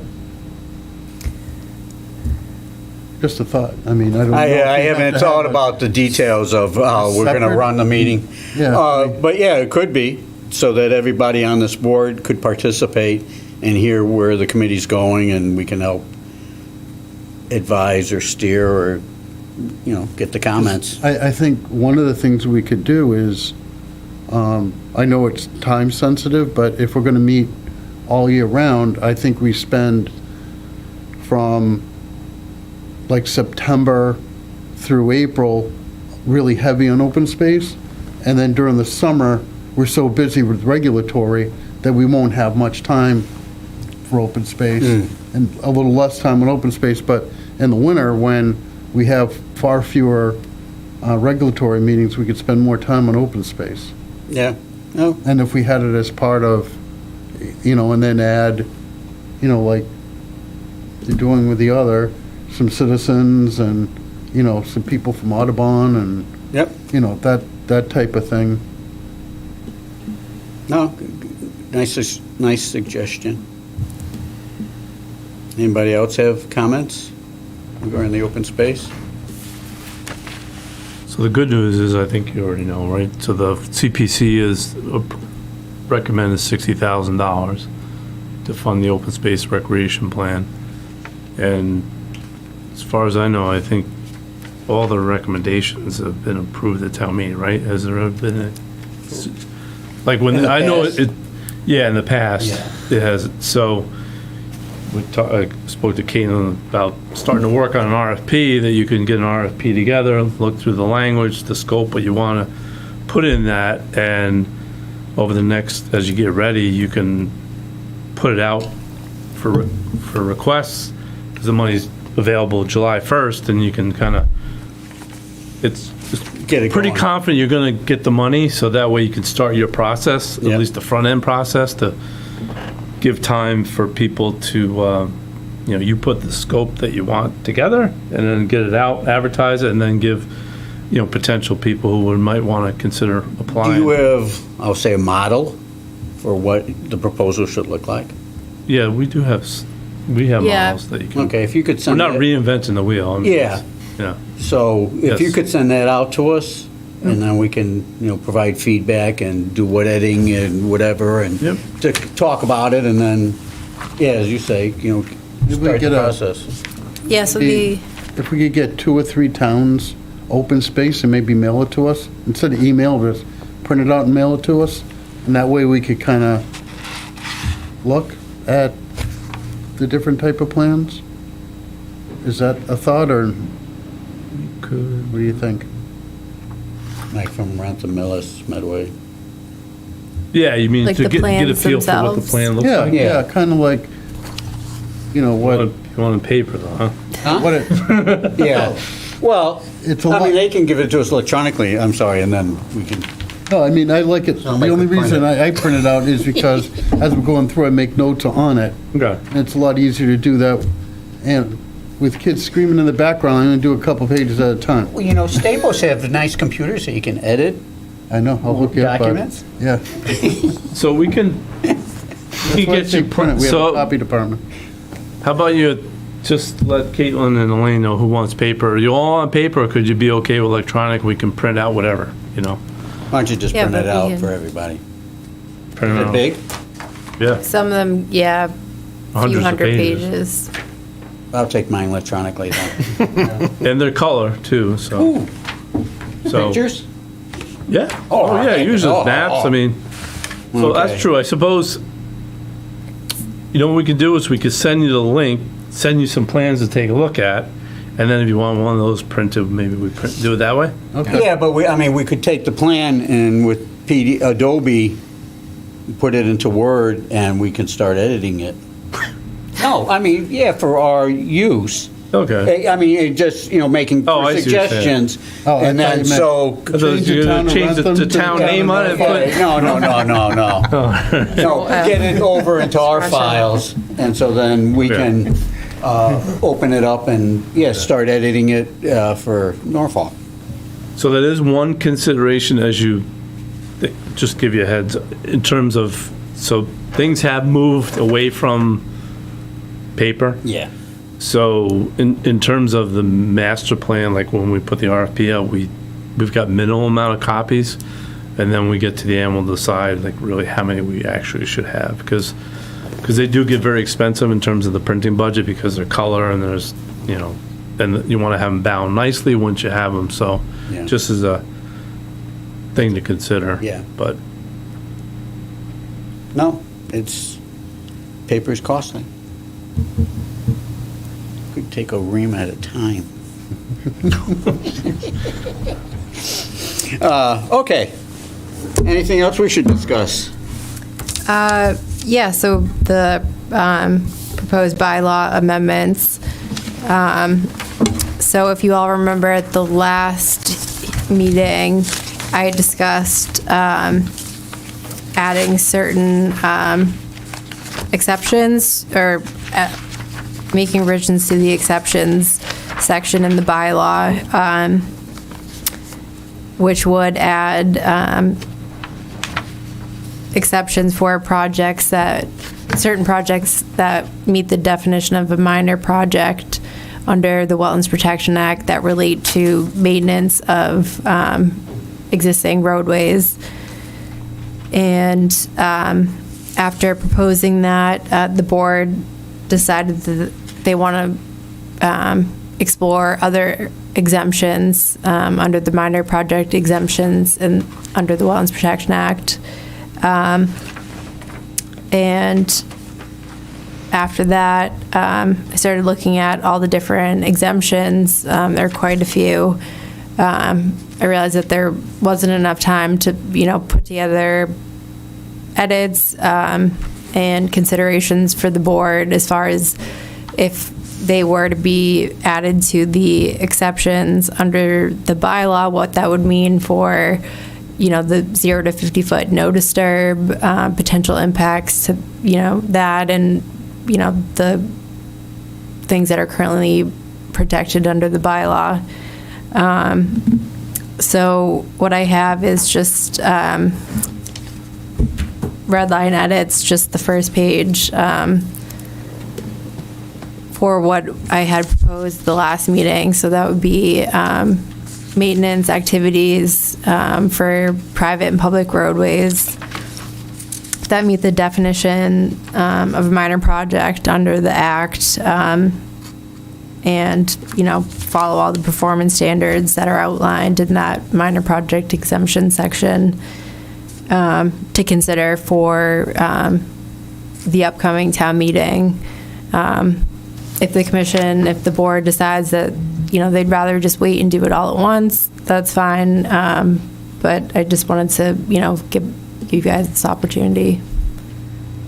Yeah, because it'd go before the fall meeting. Right. So, yeah, now's a good time to start talking about it and get it. Yeah, so. And so when the warrants open up, we can submit it. So the option would be to go ahead with just this edit for the spring meeting. A placeholder warrant article was submitted. Oh, you do? In Okay. case the commission determined that they wanted to move forward with these revisions. So that's one option. The other option would be to pull that placeholder and then just look at everything all at once in the fall. Feedback? Comments? Well, you need to add the 10-point, your reference isn't full for the 310 CMR. It has to have 10.0 whatever afterwards before the Oh, yeah. parentheses 10.40.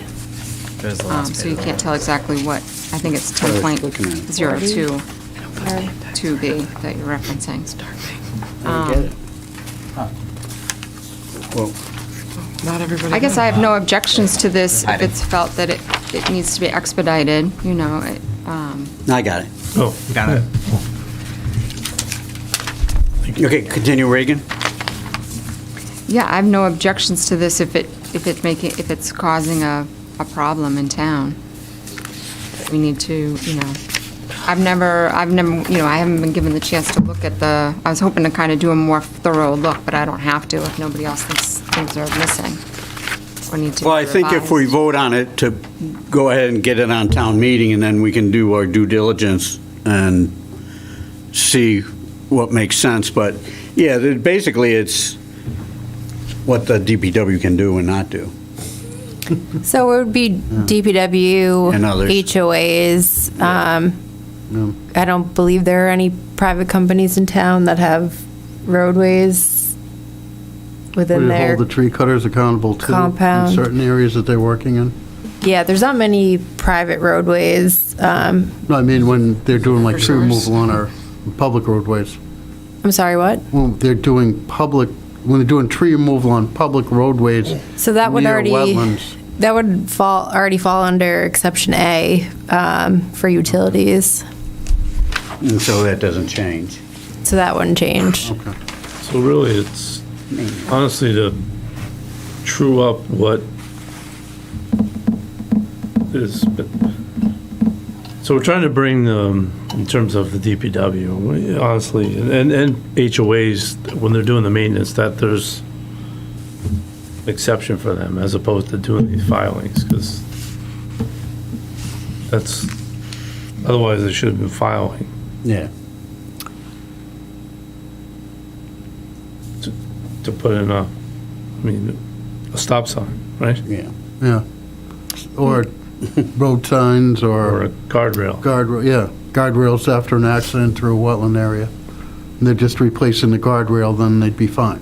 They wouldn't have Right. to ask for, Right. Yeah, they're not building anything new, it's just replacement. It's not work beyond maintenance work, it's, I think we all agreed at the last meeting that, at least I thought, we all agreed that we think that whatever exemptions are in the Wetland Protection Act should also be in the bylaw. So there wasn't, and it was just whether we did it at the Springtown meeting or whether we waited to the fall, because we didn't have any, we had notes, but not track changes of what we were actually changing in the bylaw. Or at least I wanted to see that in advance to be able to look at what we were actually approving and voting on before it went to town meeting. yeah, no, I watched, I did understand that. I think the thought was this is maybe a little bit more pressing to try to take care of this piece first and not do all of it at once, so it's up to the commission, so, I mean, I think based on past performance of some of the actors, that's what's caused this to come about. I think the bulk of our issues are started to slow down, and they're more cognizant of what is expected, but we just had a public agency working with 182 Seacon Street. So that's, I think, where this is coming from. And they need to be able to at least get something on paper to reel them in to say that, if you're doing work on a dirt road through a wetlands area, we need to be contacted, because that's not what this is about. If you place a stop sign, then you don't need to contact us, but, Building. if you're widening the road and, all these other things that you're doing, we need to be contacted. I think there's, 'cause just in the few years I've been on the commission, we've had those type of basic elements, and I think with the new regime, they've, changed their ways a lot, and they're starting to see that, it's not the old, well, it's broken, so we're just gonna do it. We're not gonna ask permission, we're gonna, Yeah, people are complying, so.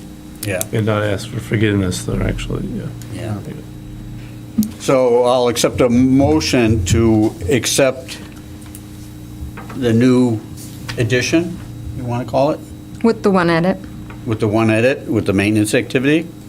Well, just to add the 10.02 before the 2 and the B, but yes. Yes, So it just needs Yeah, a with typo. the 10.02. 10.02 2B. yeah. And then,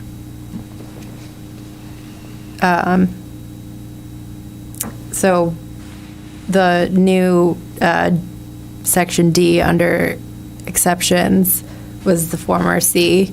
So those should be highlighted red as well.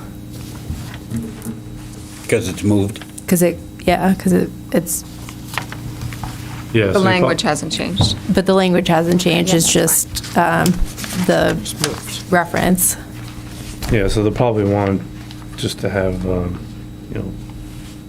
strike through and then to just re-letter it, Yeah. you know?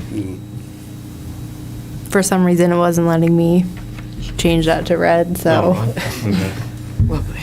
my version of Adobe only allows so much. Okay. So we need to take a vote on this and just send it to town meeting? Yeah, so Did the vote already? No, you didn't. You didn't vote on it last month. He asked for a motion, but we Oh, yeah, haven't made but the we- mo, yeah, we nobody's, stopped it. nobody's made the motion. Yeah. Okay. You do need a Motion. yeah, vote, Yeah. yeah, you Yeah. need a vote, yeah. All right, I'll entertain a motion regarding the Wetlands Protection Act,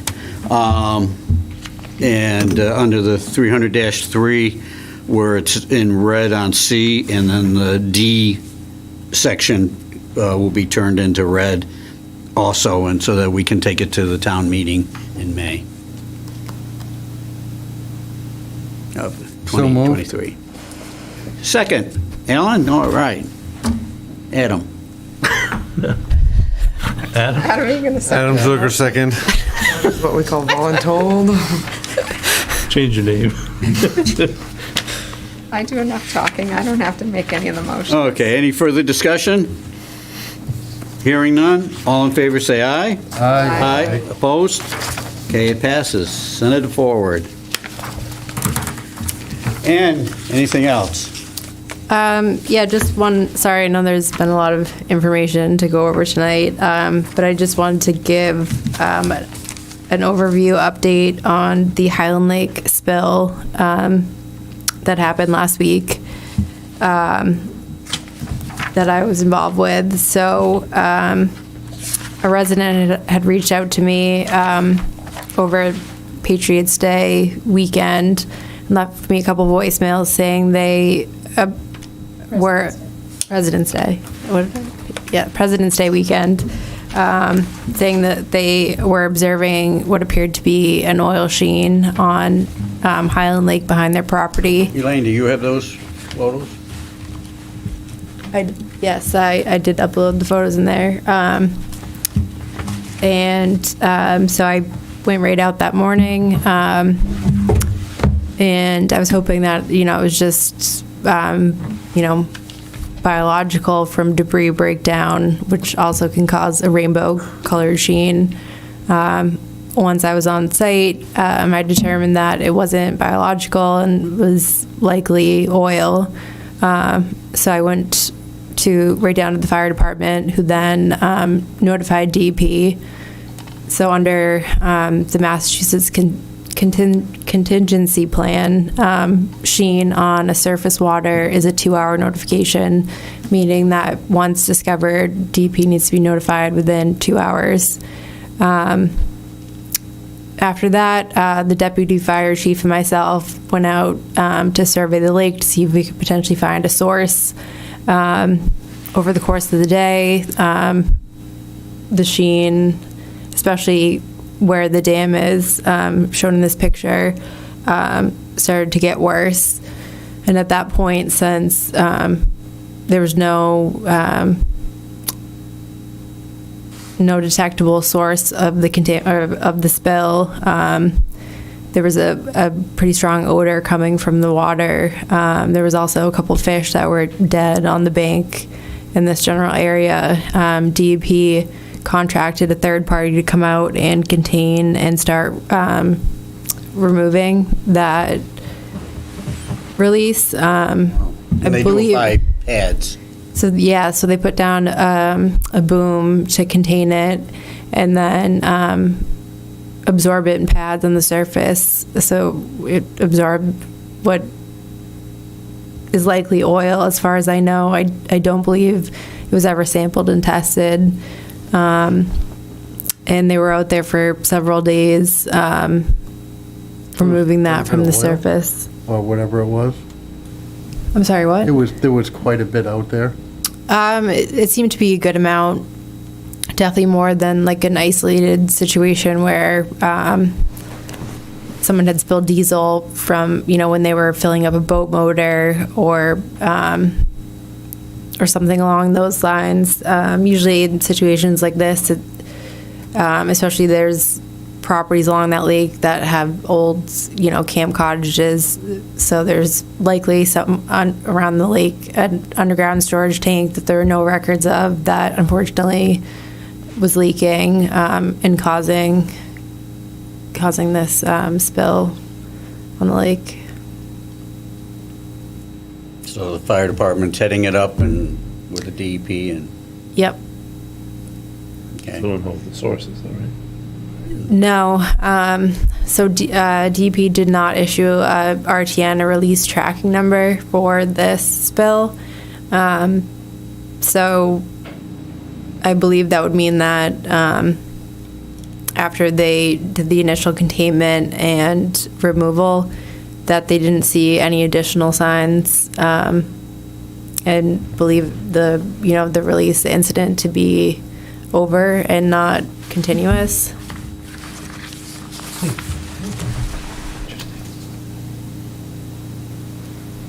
No, we jumped on it. Somebody in social media, I saw like on the town Facebook page, commented on it and on, so then, I was talking to Caitlin and on, so, yeah, I mean, the fire department jumped right on it, and we did our due diligence, and they did theirs. That's a water source, too. Is it a public water source, or someone's pumping near there? Isn't that the one there? Yeah, I'm sure there's wells around. Yeah. So, people people would have to do their own testing. Okay. Any other tidbits? I believe that was it. Okay. Elaine, do you have anything? All right, anybody else? Then, the big motion to adjourn the meeting. Maggie Crow, so moved. Is there a second? Regan Maloney, seconds. All in favor, say aye. Aye. Opposed? Meeting's adjourned. Everybody loves that Thank you, motion, huh? residents.